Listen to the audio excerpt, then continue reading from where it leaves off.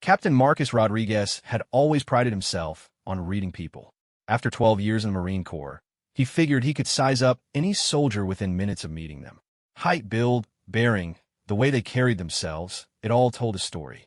So when he walked into the briefing room at Camp Lejeune that humid August morning and saw the petite woman in desert camouflage sitting alone in the back corner, he made his usual quick assessment. She couldn't have been more than 5 feet 4 inches tall, maybe 130 pounds soaking wet. Her blonde hair was pulled back in a regulation bun, and she sat with perfect posture, hands folded on the metal table in front of her. Fresh-faced, probably mid-20s, likely some desk jockey or communications specialist who got assigned to this mission by mistake. Rodriguez had seen dozens like her during his career. Good Marines, sure, but not the type you'd want beside you when things got hot. The briefing room slowly filled with the usual suspects. Staff Sergeant Johnson, built like a linebacker with arms covered in tattoos, telling the story of his 3 deployments. Gunnery Sergeant Williams, a sniper whose reputation preceded him into any room. Lieutenant Colonel Morrison, their commanding officer, whose weathered face showed the strain of leading men through 2 decades of conflict. And scattered throughout were a dozen other Marines Rodriguez had worked with before, hardened veterans who'd earned their stripes in Fallujah, Helmand Province, and countless other hellholes around the globe. But the woman in the corner remained an enigma. She wasn't talking to anyone, wasn't checking her phone like the younger Marines, wasn't reviewing notes like the officers. She just sat there, completely still, her pale blue eyes focused on something beyond the concrete walls of the room. There was something about her stillness that struck Rodriguez as odd. It wasn't nervousness or uncertainty. It was the kind of calm that comes from somewhere deeper. As more Marines filtered in, Rodriguez noticed something else peculiar. The hardest men in the room, the ones who usually commanded respect through sheer presence, kept glancing at the woman in the corner. Not dismissive looks or curious stares, but something closer to deference. Staff Sergeant Johnson nodded respectfully when he passed her chair. Gunnery Sergeant Williams actually stood a little straighter when she looked his way. Rodriguez's curiosity got the better of him. During the informal chatter before the briefing officially began, he grabbed a cup of coffee and casually made his way toward her table. Up close, she looked even younger, but there was something in her eyes that contradicted her youthful appearance. They were old eyes, the kind that had seen things that aged a person beyond their years. "Morning," Rodriguez said, settling into the chair across from her. "Don't think we've been introduced. Captain Marcus Rodriguez, 2nd Battalion." She looked up at him with those unsettling blue eyes and nodded once. "Morning, Captain." Her voice was steady, professional, with just a hint of a southern accent that she'd probably worked hard to minimize. Rodriguez waited for her to offer her name or rank, but she simply returned her gaze to the front of the room where Lieutenant Colonel Morrison was setting up his presentation materials. The silence stretched between them, and Rodriguez found himself in the unusual position of feeling awkward. He was used to being the one who controlled conversations, who put others at ease or on edge as the situation required. But this woman's composure was unshakable. So he tried again, adopting what he hoped was a friendly tone. "What's your specialty? Communications? Intelligence?" A slight smile played at the corner of her mouth. So brief Rodriguez almost missed it. Something like that. Before he could press further, Lieutenant Colonel Morrison called the room to attention. Everyone snapped to their feet except the woman, who rose with a fluid grace that reminded Rodriguez of a cat uncurling from sleep. There was no wasted motion, no hurry, just efficient transition from sitting to standing. Morrison began the briefing with his usual no-nonsense approach. They were being deployed to Afghanistan, a joint operation with special forces to extract a high-value target from a Taliban stronghold in the Hindu Kush Mountains. The mission was classified as high risk with significant strategic importance. Rodriguez had been on similar missions before, but something about Morrison's tone suggested this one was different. "The target is Commander Hassan Nazir," Morrison continued, clicking to a slide showing a bearded man in traditional Afghan dress. "He's been coordinating attacks against coalition forces for the past 18 months and has intelligence about planned operations against American interests. The window for extraction is narrow, 72 hours maximum, before he moves to a more secure location." Rodriguez studied the satellite images Morrison displayed next. The compound was built into a mountainside, accessible only by a single winding road that could easily be defended or destroyed. Surrounding terrain was rough, with limited landing zones for helicopters and countless hiding spots for enemy fighters. It was the kind of place where good Marines went to die. The extraction team will be small, Morrison continued. 12 personnel maximum, including air support coordination and medical. We'll be working with a special operations team already in country, but they'll be handling perimeter security while we conduct the actual extraction. Rodriguez felt a familiar mixture of excitement and apprehension. These high-risk missions were why he'd stayed in the Corps, why he'd turned down lucrative private sector offers. The chance to make a real difference, to do something that mattered beyond the politics and bureaucracy that seemed to dominate military life these days. Morrison clicked to the next slide, showing personnel assignments. Rodriguez saw his own name listed as team leader, which didn't surprise him. His experience and track record made him the logical choice. But as his eyes moved down the list, he saw something that did surprise him.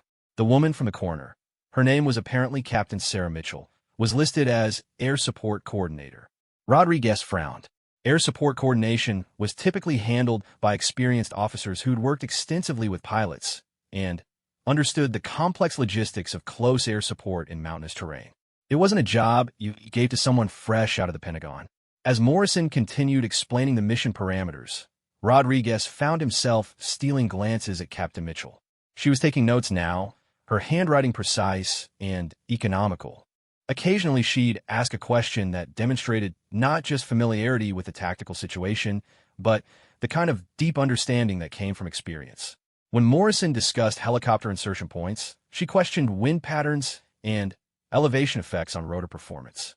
When he outlined communications protocols, she suggested frequency backup procedures that Rodriguez hadn't even considered. The more she spoke, the more Rodriguez realized his initial assessment had been completely wrong. This wasn't some desk jockey thrown into a field assignment. Captain Mitchell knew what she was talking about, but that just made her presence more puzzling. If she was experienced enough to handle air support coordination on a mission this critical, why didn't Rodriguez know her? He thought he knew every qualified officer in the Corps who could handle this kind of work. After Morrison finished the formal briefing, the room broke up into smaller groups to discuss specific aspects of the mission. Rodriguez approached Staff Sergeant Johnson, who was reviewing equipment manifests with two other NCOs. "Johnson," Rodriguez said quietly, "what do you know about Captain Mitchell?" Johnson looked up from his paperwork and followed Rodriguez's gaze to where Mitchell was discussing something with the communications team. His expression became carefully neutral. "She's good, sir. Real good. That's not what I asked. Where's she from? What's her background?" Johnson exchanged a look with Gunnery Sergeant Williams, who had been listening to the conversation. Williams shrugged and spoke in his characteristic gravelly voice. "Word is she came over from Special Operations Command about 6 months ago. Before that," he trailed off and shrugged again. "Above my pay grade, Captain." Rodriguez felt his irritation growing. Military personnel files weren't classified state secrets, especially for officers who were about to work together on dangerous missions. The evasiveness from his senior NCOs suggested there was something about Captain Mitchell that he wasn't being told. He decided to try a more direct approach. Walking over to where Mitchell was finishing her conversation with the communications team, he waited for a break in the discussion. "Captain Mitchell, could I have a word?" She nodded to the other Marines and followed Rodriguez to a quiet corner of the room. Up close, he noticed details he'd missed before. Her hands, while small, showed calluses that suggested extensive weapons training. There was a slight scar along her jawline that disappeared into her hairline, the kind of mark that came from close-quarters combat or explosive decompression. And her boots, while regulation, were worn in a pattern that suggested someone who spent more time in helicopters than behind desks. "I'm trying to understand the personnel assignments for this mission," Rodriguez began. "Your role as air support coordinator is critical, and I need to know I can count on you when things get complicated." "You can." Her answer was simple, direct, and utterly confident. No elaboration, no reassurances, just a statement of fact. Rodriguez found her certainty both admirable and frustrating. "Look," he said, trying to keep his voice level, "I've been doing this for 12 years. I've never seen you before, never heard your name mentioned in any of the circles where this kind of work gets discussed. I'm not trying to be difficult, but I need to understand who I'm working with." Captain Mitchell studied his face for a long moment, those pale blue eyes seeming to look right through him. When she spoke, her voice carried a weight that hadn't been there before. Captain Rodriguez, I've read your file. You're a good Marine with an excellent record. But if you're questioning my qualification for this mission, I suggest you speak with Lieutenant Colonel Morrison. There was no anger in her voice, no defensiveness, but there was something that made Rodriguez take a step back. It was authority, not the kind that came from rank or position, but the kind that came from having earned respect in ways that couldn't be quantified on a service record. Before Rodriguez could respond, Morrison called for the team leaders to gather around a terrain model that had been set up on the central table. As they huddled around the detailed miniature of the target compound, Rodriguez found himself paying as much attention to Mitchell's contributions as to the mission planning itself. She pointed out landing zones he'd overlooked, identified potential complications with radio communications in the mountainous terrain, and suggested tactical approaches that showed not just theoretical knowledge, but practical experience. Her questions were the kind that came from someone who'd been in similar situations before and knew which details could mean the difference between success and disaster. The primary insertion point here, she said, indicating a relatively flat area about 2 kilometers from the target, looks good on satellite imagery, but the elevation and surrounding peaks will create wind shear issues for anything larger than a Black Hawk. If we're planning on Chinook extraction, we need to consider this alternative site. Her finger moved to a spot that looked considerably more challenging to Rodriguez's eye. Morrison frowned at the model. That's much further from the target, and the approach is more exposed. Yes, sir, but it's the only location within reasonable distance that can handle a fully loaded Chinook in these wind conditions. The extra distance is manageable if we adjust the timeline accordingly. Rodriguez found himself nodding in agreement, despite his earlier skepticism. Mitchell was right. The wind patterns in these mountains could turn a routine helicopter operation into a death trap. Her suggestion showed the kind of practical knowledge that came from experience, not just training. As the planning session continued, Rodriguez's assessment of Captain Mitchell underwent a complete revision. This wasn't someone who'd been assigned to the mission by mistake or political necessity. This was someone who belonged there, someone whose expertise was essential to mission success. But that just made the mystery of her background more intriguing. During a brief break, Rodriguez approached Lieutenant Colonel Morrison privately. "Sir, about Captain Mitchell's assignment to this mission." Morrison looked up from the maps he'd been studying and raised an eyebrow. "Problem, Captain?" "No, sir. No problem. I'm just trying to understand her background. For operational security purposes." Morrison's expression became carefully neutral, the same look Rodriguez had seen on Johnson and Williams' faces earlier. "Captain Mitchell's qualifications for this mission have been thoroughly reviewed and approved at the highest levels. Is there a specific concern you'd like to share?" The phrasing was diplomatic, but clear. This conversation was over. Rodriguez recognized a polite dismissal when he heard one. "No, sir. No specific concerns." "Good. I suggest you focus on mission preparation rather than personnel files." As the day wore on and the planning intensified, Rodriguez found himself increasingly impressed by Mitchell's contributions and increasingly frustrated by the wall of silence surrounding her background. Every suggestion she made proved sound. Every concern she raised turned out to be valid, and every question she asked revealed depths of knowledge that shouldn't have existed in someone he'd never heard of. The final straw came during the equipment review. They were going through the communications gear when Mitchell casually mentioned a modification to the radio encryption protocols that would improve security in the mountainous terrain. "We can adjust the frequency hopping sequence to account for the terrain bounce effects," she said, sketching a quick diagram on the whiteboard. "It's a modification we use successfully in similar terrain." Rodriguez stared at the diagram. The modification she was describing was highly classified, part of a special operations communications package that was strictly compartmentalized. Even Rodriguez, with his high security clearance, had only heard rumors about such capabilities. That's when he decided he needed a straight answer, one way or another. As the planning session wrapped up for the day and Marines began filing out of the room, Rodriguez positioned himself near the exit where Mitchell would have to pass.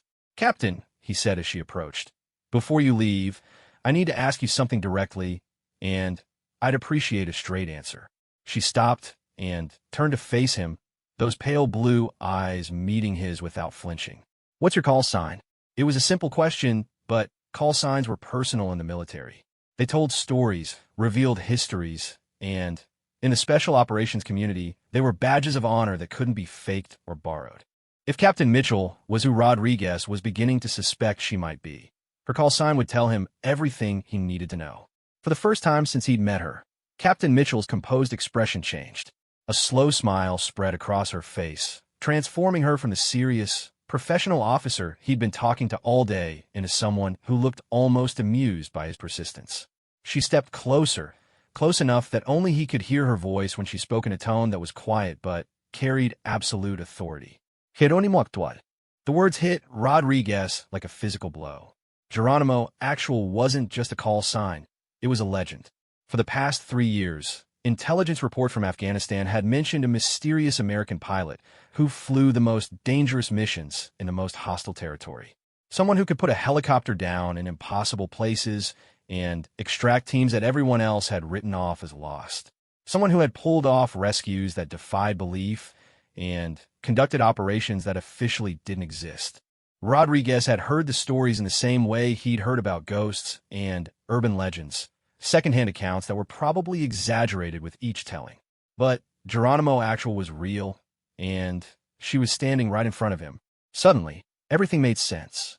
The deference from his senior NCOs, Morrison's carefully neutral responses, the wall of silence around her background. Mitchell wasn't just qualified for this mission. She was probably the most qualified person in the entire Corps for this kind of work. Holy shit, he breathed, then immediately caught himself. Captain. Mitchell's smile widened slightly. I believe the phrase you're looking for is sorry for doubting you. Geronimo actual. Rodriguez felt heat rising in his cheeks. He'd spent the entire day questioning the credentials of someone who was essentially a living legend in the special operations community. It was like a rookie baseball player asking Babe Ruth if he knew how to swing a bat. Captain Mitchell, he began, but she held up a hand to stop him. Sarah, and don't worry about it, Marcus. You were doing your job, looking out for your team. I respect that. The use of his first name and her easy forgiveness somehow made Rodriguez feel worse rather than better. He'd been prepared for anger or condescension, not understanding. Sarah, he said carefully, if you don't mind me asking, why are you here? Someone with your reputation could probably write their own ticket anywhere in the military.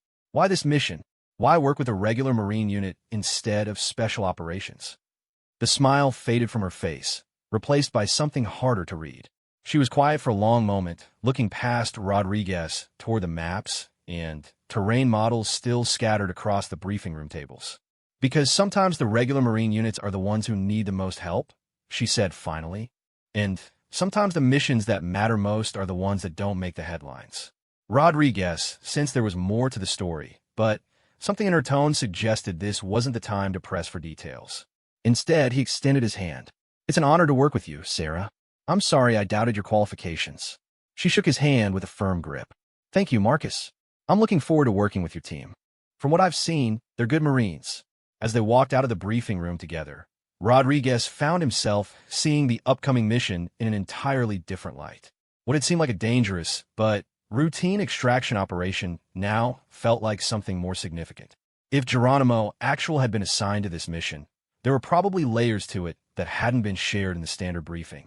The evening air outside the building was thick with humidity and the sound of Marines conducting training exercises in the distance. Rodriguez and Mitchell walked in comfortable silence for a few minutes before she spoke again. Marcus, can I give you some advice? Of course. The next few days are going to test everything you think you know about leadership and courage. The men you're leading into those mountains are going to need you to be more than just a good officer. They're going to need you to be someone they can follow into hell and back. Rodriguez studied her profile in the dim light from the base street lamps. There was something in her voice that suggested she was speaking from hard-won experience. Any particular reason you're telling me this? Mitchell stopped walking and turned to face him. Because I've seen what happens when good Marines are let down by leaders who weren't ready for the reality of what they'd signed up for. And because I don't want to see it happen to this team. You think I'm not ready? I think you're about to find out. With that cryptic statement, she headed toward the officers' quarters, leaving Rodriguez standing alone under the streetlight, wondering what exactly he'd gotten himself into. As he watched her disappear into the darkness, one thing became clear. The next few days were going to be unlike anything he'd experienced before. And somehow, he had the feeling that Captain Sarah Mitchell, Geronimo actual, was going to be the key to everything that happened next. Captain Marcus Rodriguez spent most of that night lying awake in his rack, staring at the ceiling and trying to process everything he'd learned about Captain Sarah Mitchell. Every time he closed his eyes, he saw those pale blue eyes and heard that quiet voice saying Geronimo actual with absolute confidence. He'd spent 12 years building his reputation as a solid, dependable officer, and in one day he'd been made to feel like a rookie fresh out of officer candidate school. The stories he'd heard about Geronimo actual seemed impossible now that he could attach them to the petite woman he'd sat across from at breakfast. Tales of helicopter insertions in zero visibility conditions, extraction missions that defied military doctrine, and rescues that had pulled special forces teams out of situations everyone else had written off as hopeless. Rodriguez had always assumed the stories were exaggerated, the kind of legends that grew in the telling among Marines who needed heroes to believe in. But now he remembered details that hadn't seemed significant at the time. The way Staff Sergeant Johnson had straightened his shoulders when Mitchell walked past. The careful neutrality in Lieutenant Colonel Morrison's voice when discussing her assignment. The deference from Gunnery Sergeant Williams, a man who didn't show respect to anyone who hadn't earned it through blood and sacrifice. Rodriguez finally gave up on sleep around 0400 and decided to get an early start on the final mission preparations. The deployment was scheduled for 1800 hours, which left them with one full day to finalize equipment, review contingency plans, and conduct final briefings with their supporting units. As team leader, Rodriguez had a dozen different systems to coordinate and twice as many details to verify. The base was quiet in the pre-dawn darkness, with only the essential personnel moving through the corridors and the distant sound of early morning PT formations echoing across the parade grounds. Rodriguez made his way to the mission planning room, expecting to have a few hours of solitude to review the intelligence reports one more time. Instead, he found Captain Mitchell already there, sitting at the same table where she'd been the day before. She had satellite photographs spread out in front of her and was making notes on a tactical pad, comparing the images to elevation charts and weather reports.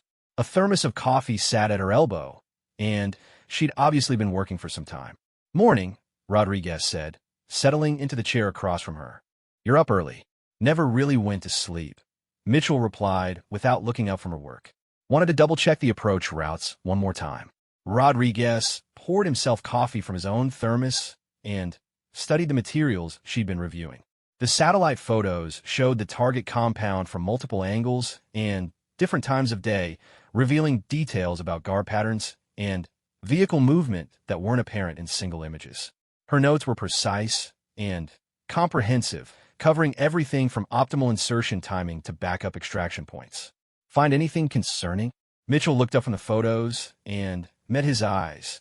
In the harsh fluorescent lighting of the planning room, she looked tired but alert, the kind of exhaustion that came from pushing through on mission-focused adrenaline.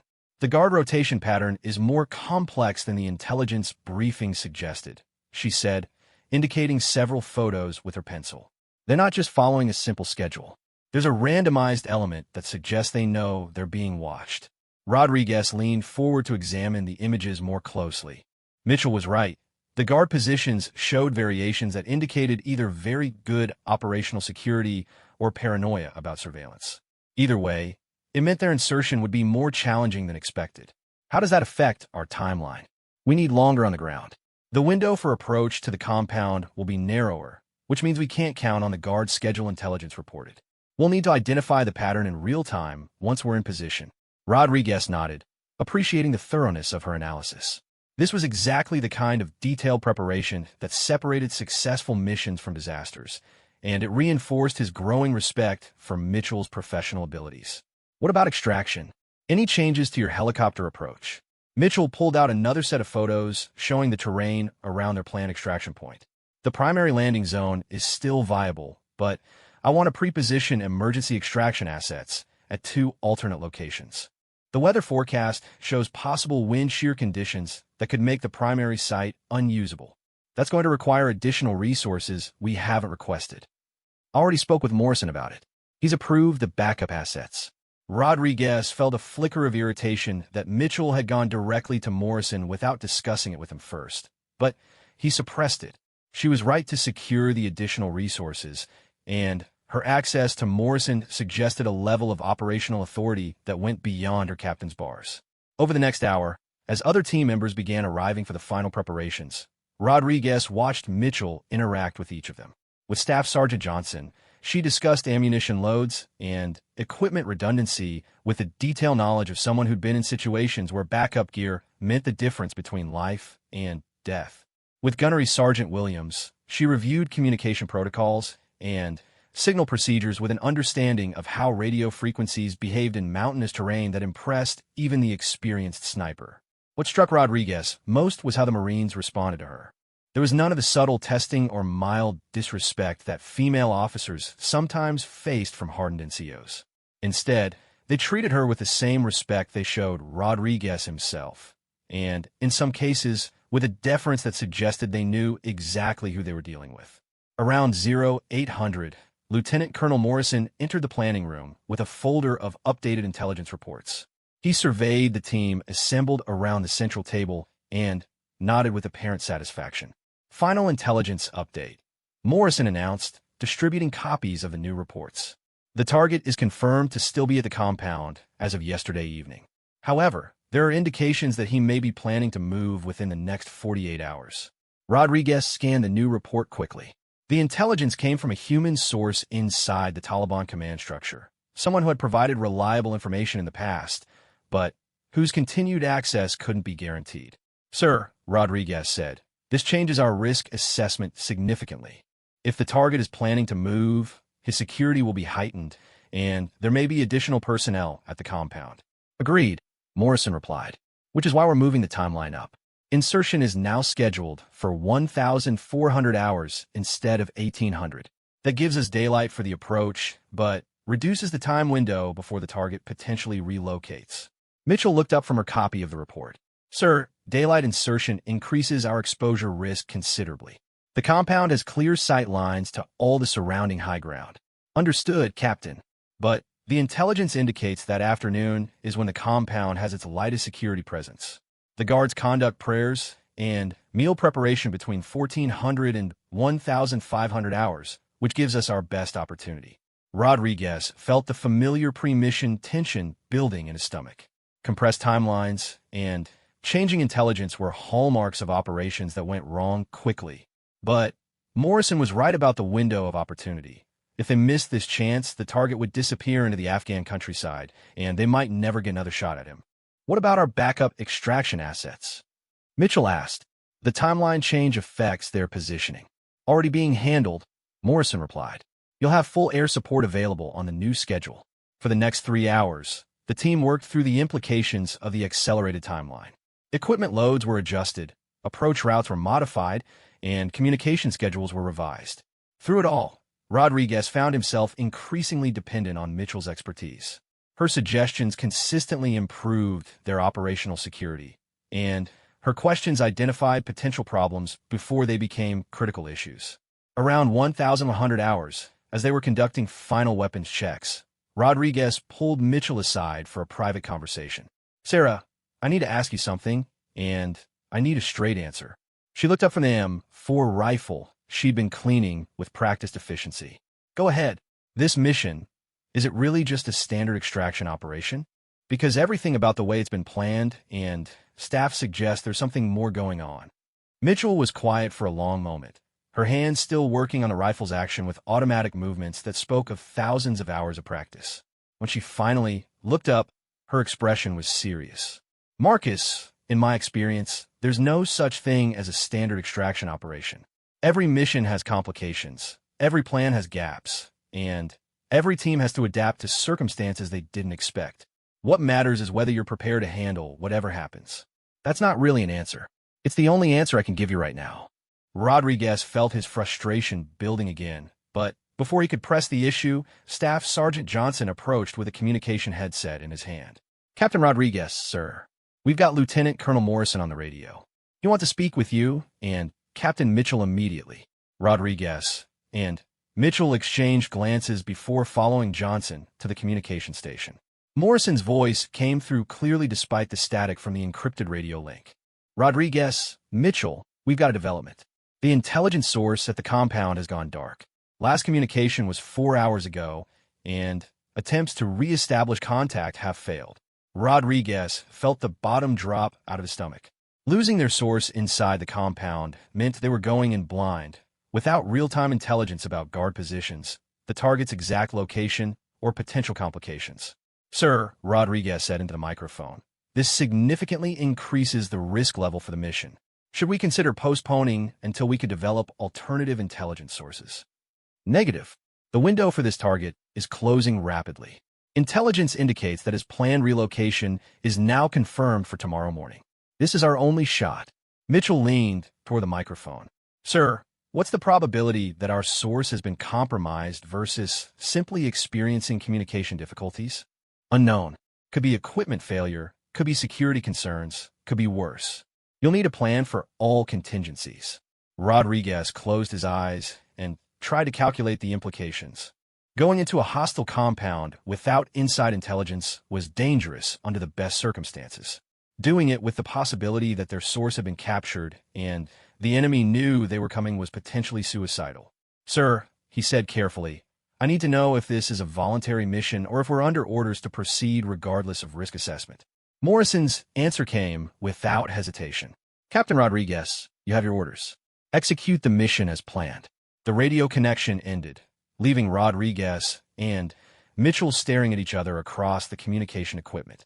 Around them, the other team members continued their preparations, unaware of the conversation that had just changed everything about their mission.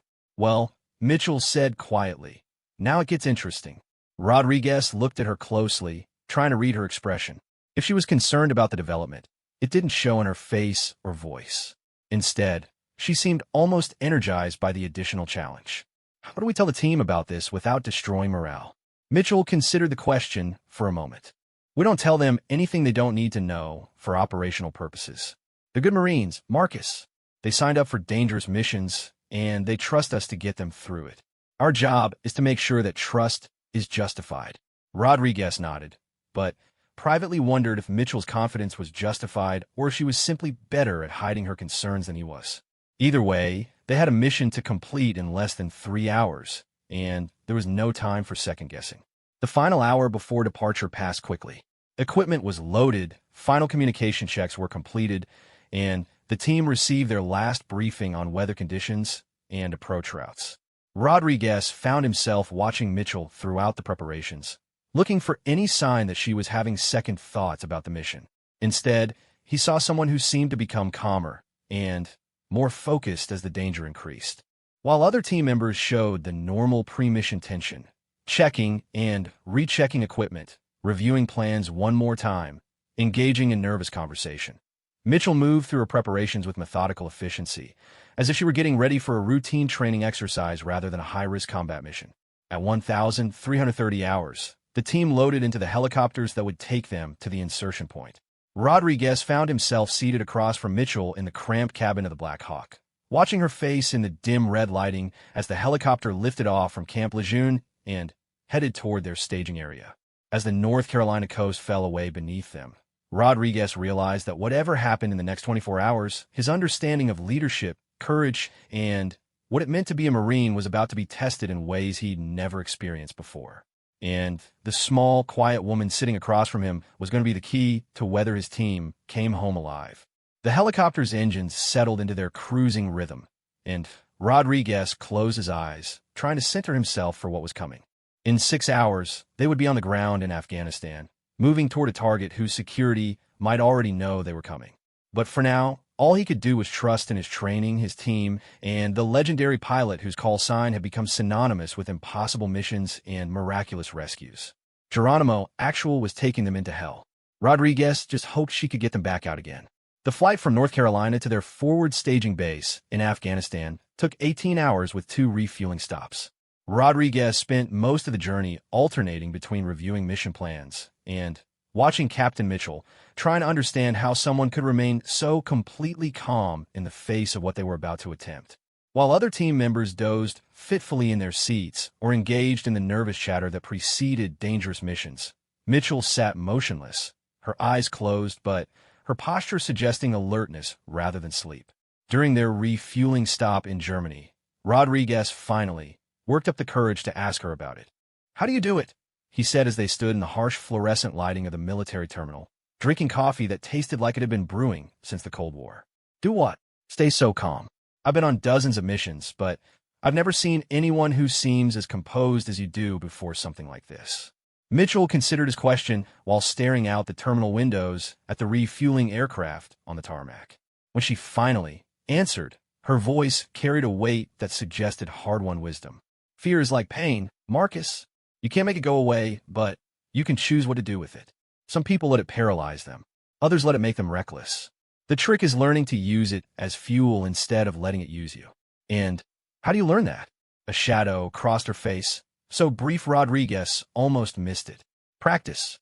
Lots of practice." Before he could ask what kind of practice she meant, their flight was called for boarding, and the conversation ended.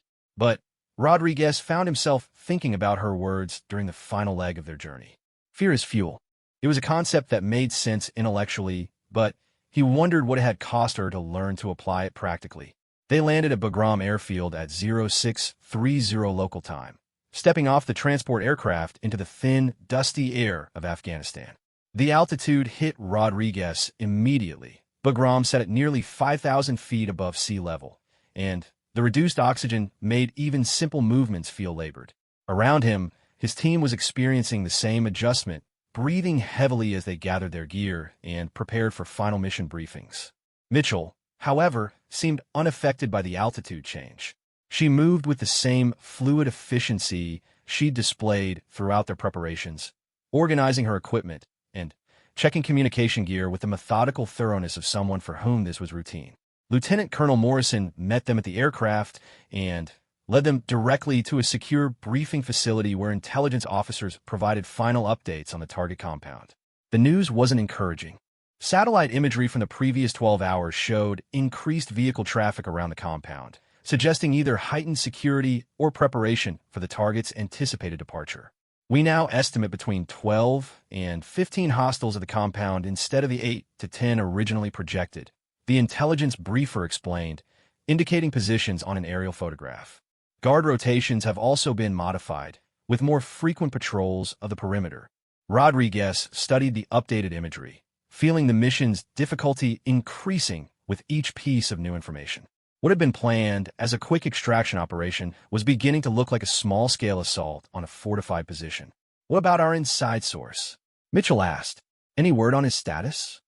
The intelligence officer's expression became carefully neutral. "Still no contact. We're operating under the assumption that he's been compromised."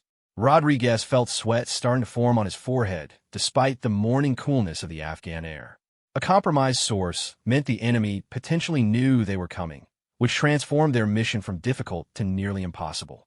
"Sir," he said to Morrison, "given these developments, I need to formally recommend postponing this mission until we could develop alternative intelligence sources or additional support assets." Morrison's response was immediate and final. "Recommendation noted and denied, Captain. The target's intelligence value is time-critical. Every day we delay increases the risk that information about planned attacks on American personnel will be lost. You have your orders." Rodriguez knew better than to argue further, but he also knew that good officers had an obligation to voice their concerns when mission parameters changed significantly. "Yes, sir. I understand the importance of the target. I'm simply noting for the record that we're now operating outside the original risk assessment parameters." "Noted. Is your team ready to execute?" Rodriguez looked around at the Marines under his command. Staff Sergeant Johnson was reviewing ammunition loads with his characteristic attention to detail. Gunnery Sergeant Williams was making final adjustments to his sniper rifle, moving with the calm precision of a man who'd performed these rituals hundreds of times before. The rest of the team was engaged in their own preparations, checking equipment, and reviewing assignments with professional competence. "Yes, sir. We're ready." "Good. You insert in 4 hours. Captain Mitchell, you'll be coordinating with Major Patterson, our air support commander. He's been briefed on your requirements for backup extraction assets." Mitchell nodded and gathered her communication gear. As she prepared to leave for her coordination meeting, she paused next to Rodriguez. "Marcus, can I give you one more piece of advice?" "Of course. When we get on the ground, don't try to control everything. Your team knows their jobs, and they're good at them. Your job is to make decisions and adapt when the plan inevitably goes wrong. Trust your training, trust your people, and trust yourself. Rodriguez wanted to ask her what made her so certain the plan would go wrong, but she was already walking toward the door. Something in her tone suggested this wasn't general advice, but specific preparation for something she expected to happen. The 4 hours before insertion passed quickly. Final equipment checks were completed, communication frequencies were verified, and the team received detailed briefings on weather conditions and terrain features. Rodriguez found himself going through the familiar pre-mission ritual of reviewing everything one more time, not because he expected to find something new, but because the process helped calm his nerves. At 1,100 hours, they boarded the helicopters that would take them to the insertion point. Rodriguez was surprised to see that Mitchell would be flying with them, rather than remaining at the command post to coordinate air support remotely. When he questioned her about it, her answer was characteristically direct. Some things require personal attention, Marcus. This is one of them. The flight to the insertion point took 45 minutes, following a route that kept them low and fast through valleys that cut between the jagged peaks of the Hindu Kush Mountains. Rodriguez watched the terrain scroll by beneath them, noting the complete absence of vegetation or signs of human habitation. It was a landscape that seemed designed to kill unwary travelers, all sharp rocks and steep drops and hidden ravines where a person could disappear forever. As they approached the insertion point, Rodriguez could see their target compound in the distance, a collection of mud brick buildings perched on a mountainside like a medieval fortress. Smoke was rising from several chimneys, and he could make out the tiny figures of guards moving along the perimeter walls. It looked exactly like what it was, a hardened position that would be extremely difficult to assault directly. The helicopters settled into a hover over their landing zone, a relatively flat area about 2 kilometers from the target compound. Rodriguez was the first out, establishing security while his team rapidly unloaded their equipment and established a perimeter. The helicopter lifted off immediately, disappearing back into the valley they'd flown through, leaving 12 Marines alone in some of the most hostile terrain on Earth. Mitchell took charge of setting up their communication equipment, while Rodriguez deployed his team in observation positions overlooking their approach route to the target. The compound was clearly visible from their location, but so were they visible to anyone with binoculars or decent optics. Contact established with base, Mitchell reported. All frequencies clear and communication quality is excellent. Rodriguez nodded and turned his attention to studying the target through his binoculars. Even from 2 kilometers away, he could see details that the satellite imagery had missed. Guard positions were more numerous than expected, and there appeared to be a vehicle parked behind the main building that hadn't been there in the previous day's reconnaissance. Johnson, he called quietly, what's your assessment of the approach route? Staff Sergeant Johnson lowered his own binoculars and pointed toward a series of rocky outcroppings that led from their position toward the compound. Good concealment for the first kilometer, sir, but the final approach is going to be completely exposed. No cover whatsoever for the last 500 meters. Rodriguez cursed silently.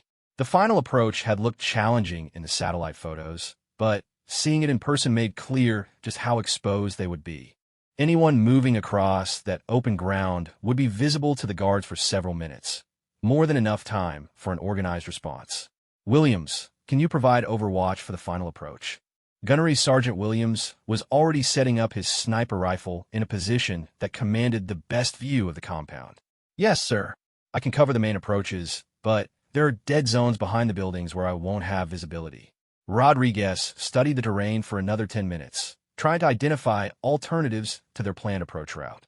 Every option seemed to involve significant exposure or unacceptable delays. Meanwhile, the clock was ticking. They had less than 4 hours before the target's planned departure. That's when Mitchell appeared beside him, moving with the silent grace he'd noticed during their mission planning. Marcus, we need to modify the approach. I'm open to suggestions. Mitchell pointed toward a ravine that cut through the mountain about 500 meters to the north of their current position. If we circle around to that depression, we can use it for concealed movement to within 300 meters of the compound. It's longer, but it keeps us out of sight until the final assault. Rodriguez studied the route she was suggesting. It would add nearly an hour to their approach time, but it would eliminate most of their exposure to observation from the compound. The trade-off between time and security was always difficult to calculate, but given the increased guard presence they'd observed, concealment was probably more important than speed. What about extraction? If we modify the approach route, it affects our egress plan. Already considered, Mitchell replied, producing a hand-drawn map that showed multiple withdrawal routes. I've identified 3 alternate extraction points that can be reached from the modified approach route. The primary extraction point is still viable, but we have options if it becomes compromised. Rodriguez found himself impressed once again by Mitchell's thoroughness. While he'd been focused on the immediate tactical problem, she'd been thinking several moves ahead, anticipating complications and developing contingencies. All right, we'll use your route. How long to reach the assault position? 2 hours if we maintain good movement discipline. Rodriguez gathered his team and explained the route modification. As expected, there was some grumbling about the additional movement required, but the Marines understood the tactical necessity. They'd all seen the exposed final approach and recognized that their original plan would have been extremely dangerous. The movement to the assault position was painstakingly slow. Rodriguez's team moved in classic patrol formation, with point security, flankers, and rear guard maintaining constant watch for enemy activity. The terrain was treacherous, full of loose rocks and hidden obstacles that could turn an ankle or create noise that would compromise their position.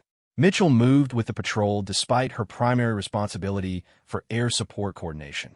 Rodriguez noticed that she seemed as comfortable with ground movement as she was with aircraft operations, maintaining proper spacing and hand signals with the automatic precision of someone who'd done this many times before. Halfway through their approach, Williams raised his hand for a halt signal. Everyone immediately froze in place, weapons ready, while the sniper used his scope to examine something he'd spotted ahead. After several tense minutes, Williams gave the all-clear signal and the patrol resumed movement. When they reached the next covered position, Rodriguez crawled over to where Williams was positioned. "What did you see?" "Patrol," Williams whispered. 2 hostiles moving along the ridgeline about 800 meters to our east. They've moved on, but it means they're conducting active security sweeps of the area. Rodriguez felt his stomach tighten. Enemy patrols meant their insertion had possibly been detected, or at minimum that the compound security was more active than intelligence had indicated. Either way, it significantly increased the danger level for the mission. He crawled back to where Mitchell was monitoring radio communications and updated her on Williams' observation. "How does this change our timeline?" he asked. Mitchell checked her watch and consulted the tactical map. "If they're running regular patrols, we can expect another sweep through this area in 90 minutes to 2 hours. We need to be in position for the assault before then, or we risk getting caught in the open.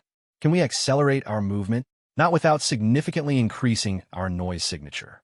We're going to have to trust that our route selection keeps us out of their patrol pattern." Rodriguez made the decision to continue with the original timeline, but he increased the security intervals and placed additional emphasis on noise discipline. The next hour of movement was even more painstakingly careful than the first, with frequent stops to listen for signs of enemy activity.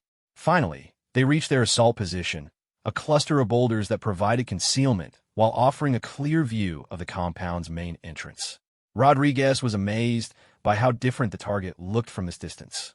Details that had been invisible in satellite imagery were now clearly apparent, including additional guard positions and obstacles that would affect their assault plan. Final count shows 14 guards visible, Johnson reported quietly, plus at least 2 more inside the main building based on movement we've observed. Rodriguez studied the compound through his binoculars, trying to identify the building where their target was most likely being held. Intelligence suggested he would be in the largest structure, a 2-story building near the center of the compound, but there was no way to confirm that without direct observation. That's when Mitchell tapped him on the shoulder and pointed toward the compound's main gate. A vehicle was approaching from the valley below, throwing up a dust cloud that was visible for miles. As they watched, the gate opened, and the vehicle, a Toyota pickup truck loaded with armed men, drove into the compound courtyard. "That's not good," Rodriguez muttered. "Gets worse," Mitchell replied, handing him a set of more powerful binoculars. "Look at who's getting out of the truck." Rodriguez focused the binoculars on the figures emerging from the vehicle. What he saw made his blood run cold. Instead of the typical Taliban fighters he'd expected, These men were wearing more sophisticated equipment and moving with the discipline of trained soldiers.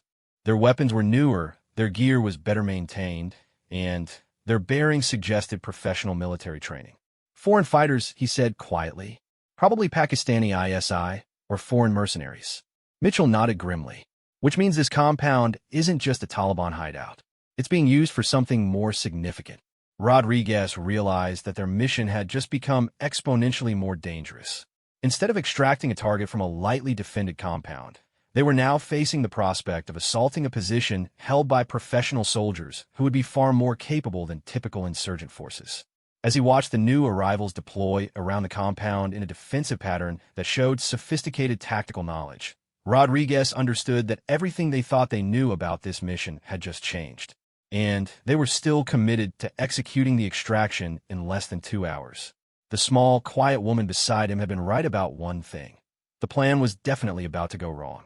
Captain Marcus Rodriguez lay behind the boulder cluster, watching professional soldiers establish defensive positions around their target compound, and felt the weight of command settle heavily on his shoulders. The mission parameters had changed so dramatically that their original plan was now essentially useless. What had been conceived as a quick extraction from a lightly defended position was now looking like a frontal assault on a hardened military installation. He turned to Captain Mitchell, who was monitoring radio communications while simultaneously observing the compound through her binoculars. Her expression remained calm, but Rodriguez could see the subtle tension in her jaw that suggested she understood the implications of what they were witnessing. "Sarah," he whispered, "we need to abort. This is way outside our original mission parameters." Mitchell lowered her binoculars and looked at him with those unsettling pale blue eyes. "Marcus, look at the vehicle those fighters arrived in." Rodriguez redirected his attention to the Toyota pickup that had delivered the foreign fighters.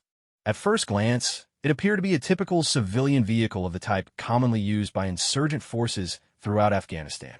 But as he studied it more carefully, he noticed details that didn't fit the pattern. The truck's suspension had been modified to handle heavier loads than standard. There were additional radio antennas mounted on the roof. Most significantly, there was equipment in the truck bed covered by a tarp that showed rectangular outlines inconsistent with typical weapons or supplies. "What am I looking at?" he asked. "If I had to guess, based on the size and shape of that equipment, it's communications gear. Sophisticated stuff, probably satellite uplinks or encrypted radio systems." Rodriguez studied the covered equipment more carefully and gradually understood what Mitchell was suggesting. The compound wasn't just housing their target. It was serving as a command and control node for a much larger operation. "You think this is bigger than just our target?" "I think our target knows something about planned attacks on American forces, and I think the people who just arrived are here to either extract him or extract that information. Either way, if we don't move now, we're going to lose our only chance." Rodriguez felt the familiar weight of decision-making in combat situations. Every choice carried potentially fatal consequences, and there was never enough information to be certain about the right course of action. But Mitchell was right about one thing. If they withdrew now, they would almost certainly never get another opportunity at their target. He made the decision that would haunt him for the rest of his life. "All right, we proceed. But we modify the assault plan. Johnson, Williams, I need you both over here." As his senior NCOs crawled over to his position, Rodriguez outlined the changed situation and the need for tactical modifications. Johnson's expression grew increasingly grim as he learned about the foreign fighters, while Williams simply nodded with the stoic acceptance of a man who'd faced long odds before. "Sir," Johnson said quietly, "we're talking about a significantly outnumbered engagement against professional soldiers in defensive positions. That's not a mission, that's a suicide run. I understand the risks, Staff Sergeant, but the intelligence value of this target may be worth those risks. People are going to die if we don't get information about planned attacks on American positions." Williams spoke up in his characteristic, gravelly voice. "What's the new plan, Captain?" Rodriguez spread out his tactical map and indicated the compound's layout. "We create a diversion to draw defenders away from the main building where our target is located. Williams, you establish overwatch here and engage targets of opportunity when we initiate the assault. Johnson, you take half the team and create noise on the eastern approach to draw attention away from my assault team." "And the extraction?" Mitchell asked. That's where we're going to need some of that legendary Geronimo actual magic, Rodriguez replied. Can you get a helicopter in here under fire? Mitchell was quiet for a moment, studying the terrain around the compound and calculating approach routes for aircraft under hostile conditions. When she finally answered, her voice carried absolute confidence. I can get you out, Marcus. But you need to give me 15 minutes advance notice for the extraction aircraft to reach the landing zone.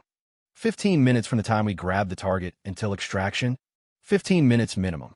Could be longer if we take casualties or encounter complications getting to the extraction point.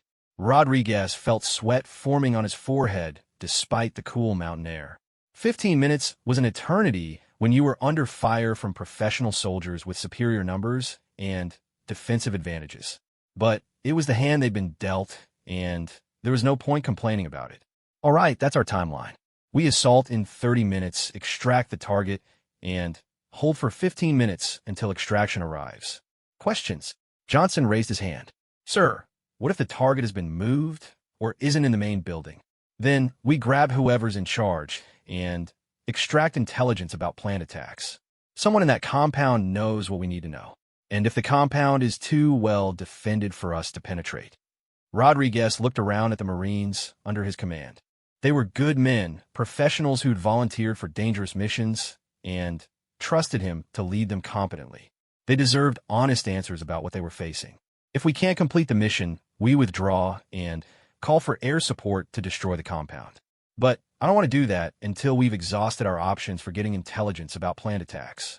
The next 25 minutes were spent in final preparations. Equipment was redistributed to account for the modified plan, communication procedures were reviewed, and each team member received detailed briefings on their specific responsibilities. Throughout these preparations, Rodriguez found himself watching Mitchell as she coordinated with air support assets and established backup communication links. Her calm efficiency was remarkable, but Rodriguez was beginning to understand that it came from experience with situations exactly like this one. Geronimo actually hadn't earned her reputation by flying routine missions in safe airspace. She'd built her legend by pulling people out of impossible situations under conditions that would have paralyzed less experienced operators.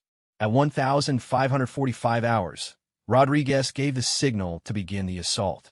Williams moved into his overwatch position, establishing fields of fire that covered the compound's main approaches. Johnson led his diversionary team toward the eastern side of the compound, preparing to create enough noise to draw defenders away from Rodriguez's primary assault route.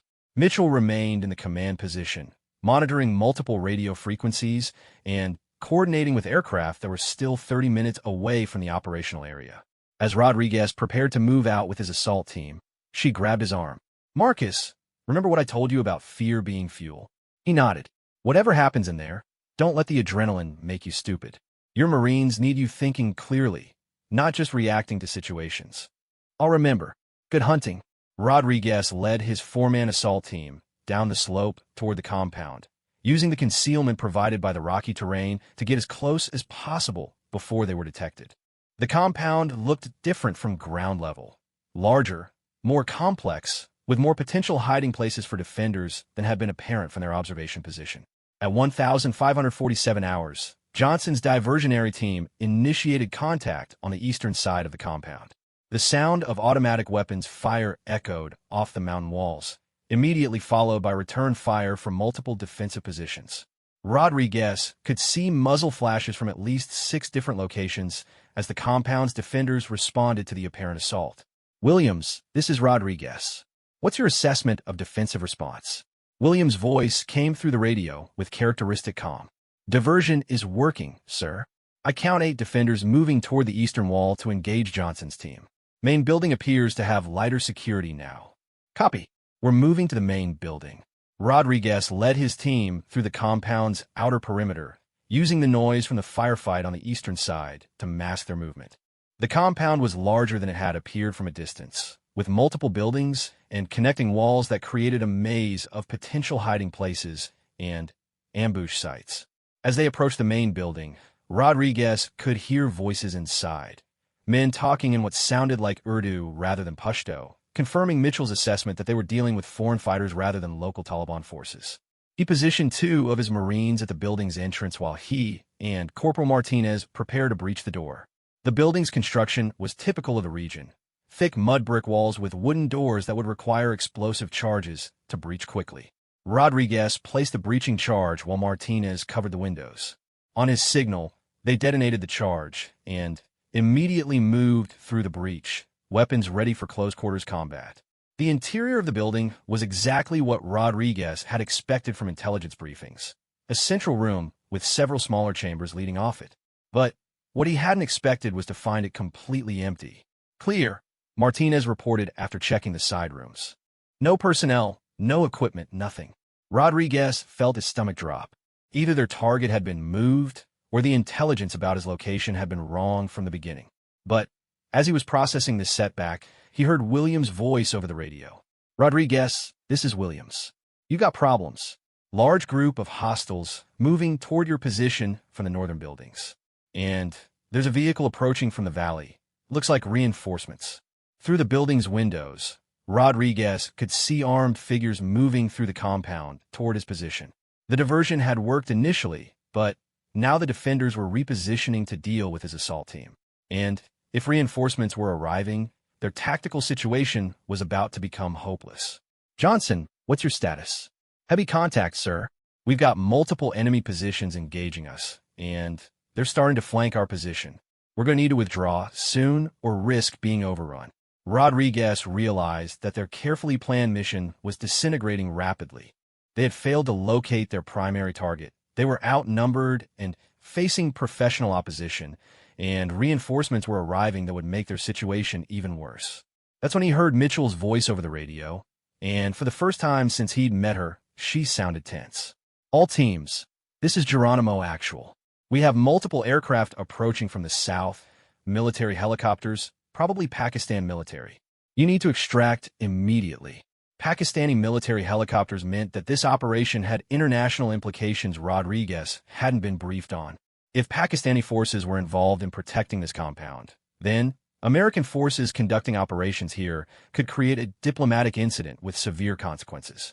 Mitchell, this is Rodriguez. Can you get extraction aircraft in here before those helicopters arrive? I could try, but it's going to be close. You need to reach the extraction point immediately.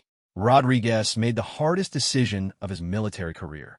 All teams, this is Rodriguez. Mission abort. Withdraw to extraction point immediately. As his assault team moved through the compound toward their withdrawal route, Rodriguez could hear the sound of approaching helicopters growing louder. Johnson's team was falling back under heavy fire, and Williams was providing covering fire from his overwatch position, but the tactical situation was deteriorating rapidly. They reached the extraction point, a relatively flat area about 500 meters from the compound, just as Pakistani military helicopters appeared over the southern ridgeline. Rodriguez could see that they were armed gunships, probably there to provide support for the compound rather than to engage American forces directly. Geronimo Actual, this is Rodriguez. We're at the extraction point, but we're about to have company. Mitchell's response was immediate. Copy, Rodriguez. Extraction aircraft are 3 minutes out. Can you hold position? Rodriguez looked around at his team. They had taken up defensive positions among the rocks near the extraction point, but they were exposed to fire from multiple directions. Johnson's team was still withdrawing under pressure, and the compound's defenders were organizing to pursue them. We'll hold, he replied, though privately he wondered if they could last 3 minutes against the forces that were converging on their position. That's when he heard a sound that would stay with him for the rest of his life. The distinctive whine of a helicopter approaching at maximum speed from the north. But this wasn't one of the Pakistani gunships. This was something else entirely. As Rodriguez watched, a Black Hawk helicopter appeared over the northern ridgeline, flying faster and lower than he would have thought possible in this terrain. The aircraft was painted in standard military colors, but there was something about the way it moved that suggested a pilot with extraordinary skill. The helicopter swept over their position and immediately engaged the Pakistani gunships with door-mounted machine guns, forcing them to break off their approach to the extraction point. As the Pakistani aircraft maneuvered to respond to this new threat, the Black Hawk performed a series of aerial maneuvers that defied everything Rodriguez thought he knew about helicopter capabilities. Geronimo Actual to all teams. Extraction aircraft on station. Prepare for immediate pickup. Rodriguez realized that Mitchell wasn't coordinating the extraction from a remote location. She was piloting the extraction aircraft herself. The legendary Geronimo Actual was flying the most dangerous mission of her career to pull his team out of an impossible situation. As the Black Hawk settled into a hover over the extraction point, door gunners providing covering fire against pursuing ground forces, Rodriguez understood that everything he thought he knew about leadership, courage, and what it meant to be a Marine was about to be redefined by the small, quiet woman who had just risked her life to save his team. But the mission wasn't over yet. They still had to get back to base, and the Pakistani gunships were regrouping for another attack. Captain Marcus Rodriguez had experienced combat insertions and extractions dozens of times during his 12-year career, but nothing had prepared him for what happened next. As his team sprinted toward the hovering Black Hawk helicopter, enemy fire erupting from multiple positions around them, he caught his first glimpse of Captain Sarah Mitchell through the aircraft's cockpit windows. She was flying the helicopter with one hand while coordinating air support on multiple radio frequencies with the other, her voice calm and professional despite the chaos erupting around them. Pakistani gunships were maneuvering for attack positions. Ground forces were converging on the extraction point, and she was threading the Black Hawk through a gauntlet of hostile fire with precision that bordered on the supernatural. "Move, move, move," Rodriguez shouted as his Marines dove into the helicopter's cabin. Staff Sergeant Johnson's team reached the aircraft just as bullets began impacting the fuselage around them. Gunnery Sergeant Williams was the last aboard, maintaining rear guard security until the moment the helicopter began to lift. As soon as Williams cleared the cabin door, Mitchell pulled the Black Hawk into a climbing turn that pressed everyone against the cabin walls with crushing force.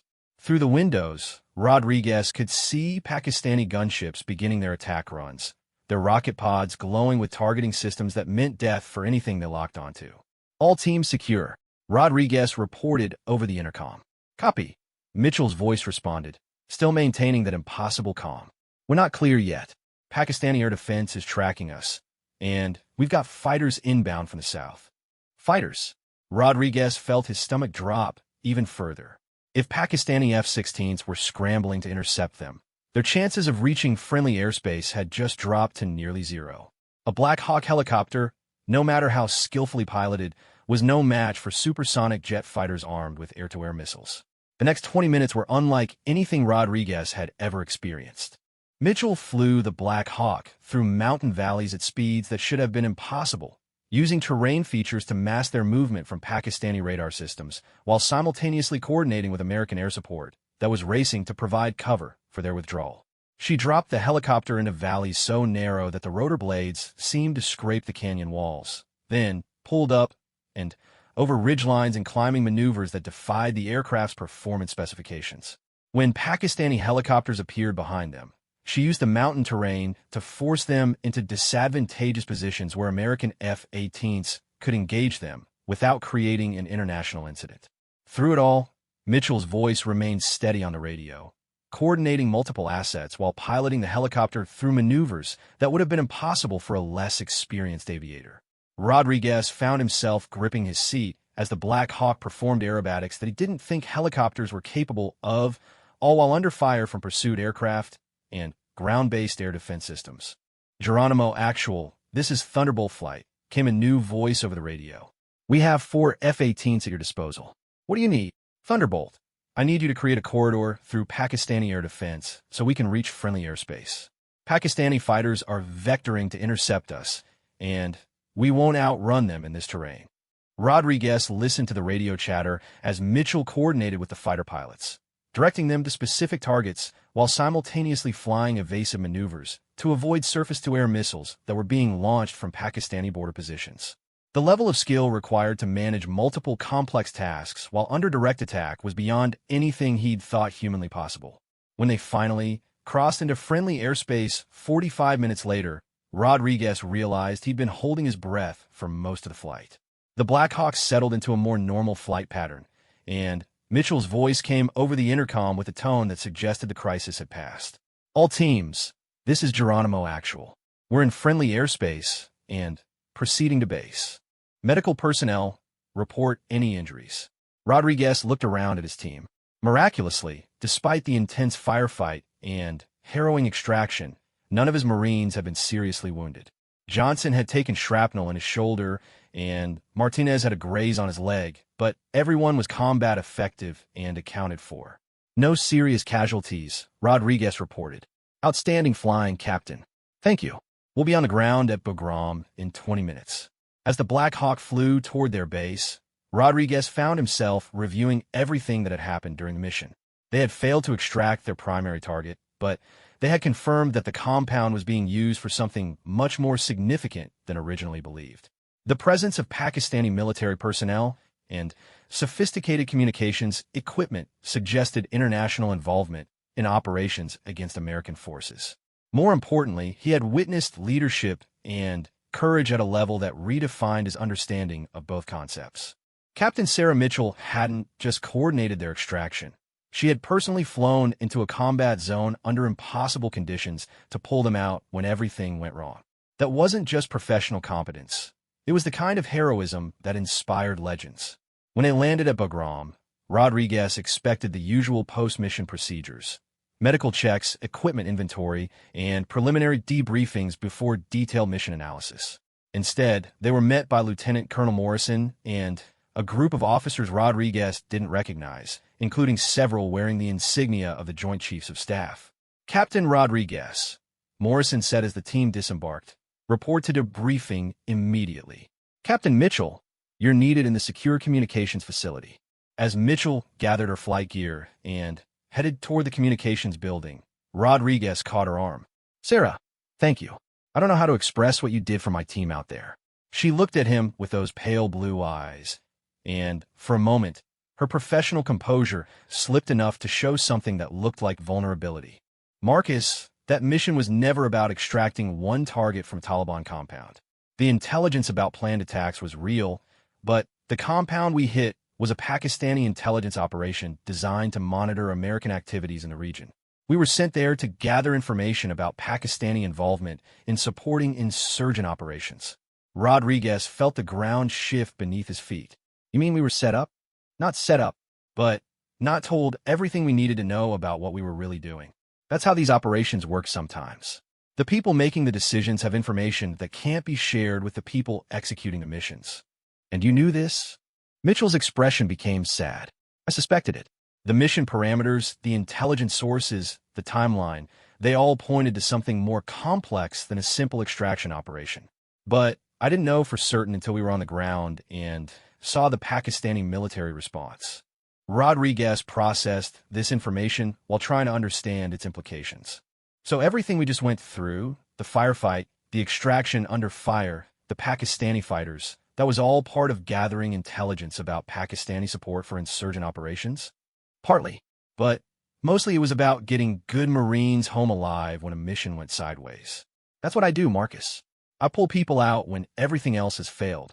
Before Rodriguez could ask more questions, Morrison approached them with obvious impatience. Captain Mitchell, you're needed immediately. Captain Rodriguez, your debriefing is in Conference Room Alpha. Mitchell headed toward the communications facility while Rodriguez was escorted to a windowless room where 3 officers in dress uniforms were waiting with thick folders and recording equipment. The debriefing lasted 6 hours and covered every detail of the mission from initial planning through final extraction. Rodriguez answered their questions honestly, but he found himself thinking constantly about Mitchell's revelation that the mission had been more complex than originally briefed. How much of military operations involved sending good people into dangerous situations without full knowledge of what they were really being asked to do? When the debriefing finally ended, Rodriguez was exhausted and emotionally drained. The combination of combat stress and learning that he'd been operating with incomplete information left him feeling manipulated and used. He made his way to the officers' quarters, hoping to find some time to process everything that had happened. Instead, he found a message waiting for him that Captain Mitchell wanted to see him at the flight line before his transport back to Camp Lejeune departed the next morning. Rodriguez found her at 0600 hours, conducting a post-flight inspection of the Black Hawk she'd used for their extraction. In the harsh morning light of Afghanistan, the helicopter showed the damage it had sustained during their escape: bullet holes,